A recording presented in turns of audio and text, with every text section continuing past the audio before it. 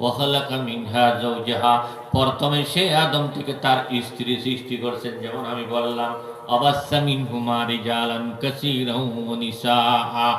এরপরে স্বামী স্ত্রীর মিলনের মাধ্যমে সভ্য মানব জাতি পৃথিবীর মধ্যে আল্লাহ বিস্তার করেছেন। এই স্বামী স্ত্রীর বহির্ভূত যে সমস্ত কি আছে মানুষের রিলেশন, এগুলো সব হলো অবৈধ এবং জাহান্নামী। গাড়ির মধ্যে সিটের মধ্যে বসছি, আমার ডান পাশে একজন ভদ্রলোক চট্টগ্রাম থেকে ঢাকা যাচ্ছে একসময়। ভদ্রলোক ফ্যান ট্যান পরা, ব্যাগ ট্যাগ আছে, বয়সও আমার বয়স তখন অনেক কম, ওনার বয়স অনেক বেশি। বারবার উনি চাচ্ছে আমার সাথে কিছু কথা বলবো, আমি চুপ করে রয়েছি। কিছুক্ষণ পরে বলতে হুজুর বাড়ি কোথায়? তা আমি বললাম যে আশেপাশে আছে।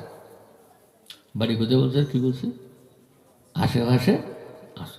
বাংলাদেশের যেখানে হোক এটা আমার আশেপাশে, আশেপাশে আছে, এটা মিথ্যা না। তো হুজুর আসল কথা বলো না, দেখেন আসল কথা এখন বলা যাবে না, সে কি বলতে চাচ্ছে এটা আমার শুনতে হবে। তারপর হুজুর আপনি কোথায় পড়ান? তখনও বলছে যে আমি আশেপাশে পড়াই, কোনো একটা ছোটোখাটো মাদ্রাসায় পড়াই। তারপর হুজুর আপনারা যে জন্ম নিয়ন্ত্রণ নিষেধ করেন এটার কারণ কি? আমি বললাম যে জন্ম নিয়ন্ত্রণ আপনারা নিষেধ করেন বলতে কারা কারা? হুজুর আপনারা, হুজুরেরা। হুজুরের নামগুলো বলেন না একজন, নাম না সবাই তো বল, সবাই বলেন, আমি তো বলি না জন্ম নিয়ন্ত্রণ নিষেধ। তো আমাকে, আমি তো বলি জন্ম নিয়ন্ত্রণ ফরজ। অবাক হয়ে হুজুর এটা কি বলেন? জীবনী শুনিনের জন্ম নিয়ন্ত্রণ, বার্থ কন্ট্রোল, পরিবার পরিকল্পনা ফরজ, আপনি নতুন কথা বলে আমার থেকে ঢাকা পর্যন্ত নতুন কথাই শুনবেন, যেহেতু আপনারা আমাদের সাবজেক্টগুলো পড়ে নেয়নি। তা আমি বললাম যে আপনার কি কাজ করেন দেশে? আমি সরকারের পরিবার পরিকল্পনা মন্ত্রণালয়ের মধ্যে একজন দায়িত্বশীল। আমাদের কাজ হলে পরিবারকে সংক্ষেপ করা, ছোট্ট করা, যেন সহনশীল হয়, দেশের মধ্যে ভালো করে থাকতে পারে। তা আমি বললাম যে কি সমস্যা মানুষ বেশি করে? কেবল অর্থনৈতিক সমস্যা, বাসস্থানের সমস্যা, কর্মসংস্থানের সমস্যা, রাস্তাঘাটের সমস্যা, আরও অনেক সমস্যা। রাস্তাঘাটে মানুষ ধরবে না। তাই বললাম যে কেন? প্রথম শুনেন, আমি বললাম যে বাংলাদেশ স্বাধীন হওয়ার সময় বাংলাদেশের জনসংখ্যা কত ছিল? বলছে 6.5 কোটি 7 কোটি। তাহলে তখন কি অনাহারে বেশি রাস্তাঘাটে মানুষ পরিত্যক্ত? এখন কত? এখন 15 কোটি, তখন 15-16 কোটি মানুষ। এখন বেশি অনাহারে থাকে মানে না, তখন বেশি অনাহারে থাকতে, তখন বেশি থাকতে লোক সংখ্যা বাড়লে তো অর্থনীতিও বাড়ে, খানও বাড়ে, বাসস্থানও বাড়ে, কাপড়ও বাড়ে, রাস্তাঘাটও বাড়ে, বাড়া দেখা যাচ্ছে। তা আপনি যে লোক সংখ্যা বাড়লে সম্ভব বলছে, এটা বিজ্ঞানসম্মত। 6.5 কোটি মানুষের মধ্যে 3 কোটি মানুষ সহায় সম্বলহীন ছিল তখন। আজকে 18 কোটি মানুষের মধ্যে আপনি 3 লাখ মানুষের সহায় সম্বলহীন পাবেন না। তাহলে বোঝা যাচ্ছে অর্থনীতির সমস্যার কারণে জন্ম নিয়ন্ত্রণ করা যাবে না। দেশ তো আর বাড়ছে না, দেশ তো আগেরটাই 55,000 বর্গ মাইল। এত লোক কোথায় যাবে? কোথায় কেন যাবো? বাংলাদেশ স্বাধীন হয়েছে 72-73 ডিসেম্বরের মধ্যে। এখন হয়েছে 40 বছর, 45 বছর। তখন 45 বছরের মধ্যে বাংলাদেশ তো 45 গুণ বড় হয়ে গেছে। এর মাথার উপরে হাতুড়ির বাড়ি দেওয়ার মধ্যে হয়েছে কোথায়?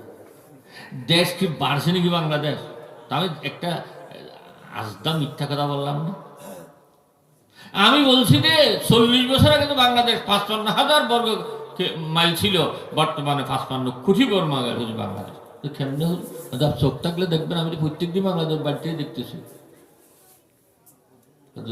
বাস্তব, মানে বাস্তব, বিলকুল বাস্তব। ওই বিজ্ঞানে যেতে হবে। আমি বললাম যে আগে আপনাদের বাড়িগুলো কি ছিল? নাড়া, সঙ্গের, ফুসের বাড়ি, উপরে কোনো মানুষ দেখতে পাইত না, নিচে থাকলেও জ্বর অর্ধেক ভিজে যেত। এখন আপনার টাওয়ার কয়তলা? উপরে জায়গা ছিল, উন্নতি করতে পারেন না।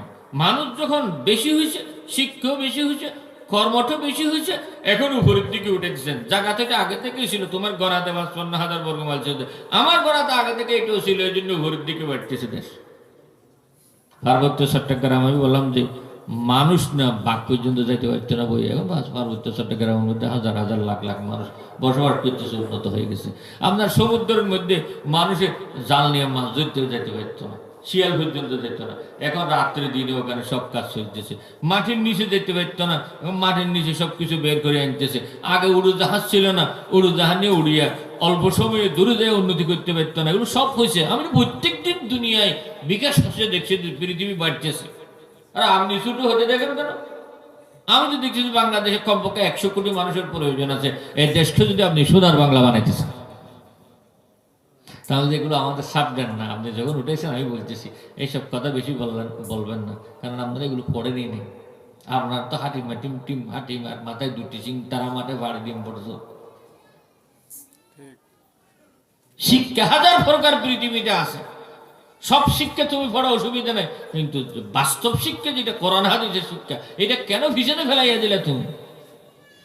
বিজ্ঞান ইমানের জন্য না হলে তো তোমার বাস্তব জ্ঞান বাড়ানোর জন্য হলে পড়া দরকার। তুমি যদি দেশের উন্নতি চাও, এটা না এটা না ওইটা না, কি ওইটা না ওইটা না কি, যেটা বলছে এটার উত্তর দেন আপনি। হাদুর এটা না মানে এটা কি কি হয়েছে, ওদের এত লোক ফেলে মানে মানুষ অসভ্য হয়ে যাবে। আমি বললাম যে কে বলছে অসভ্য হবে? চীনের জনসংখ্যা বেশি, ওখানে অসভ্য হয়েছে নাকি?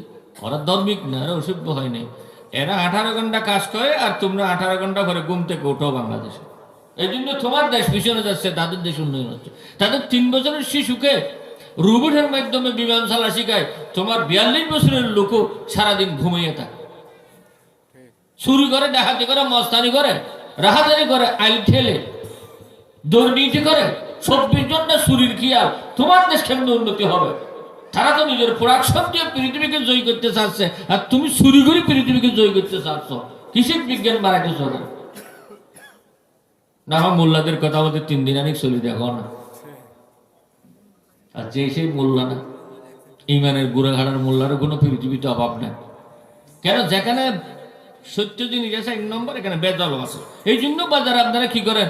হুজুর 1 নম্বরটা নকল মাল দিবেন না। কেন নকল কেন দিবে? যেখানে আসল মাল আছে সেখানে নকল আছে। যেখানে সহি মুসলমান আছে, সহি আলেম উলামা আছে, সহি ধার্মিক আছে, সেখানে বেজালও আছে।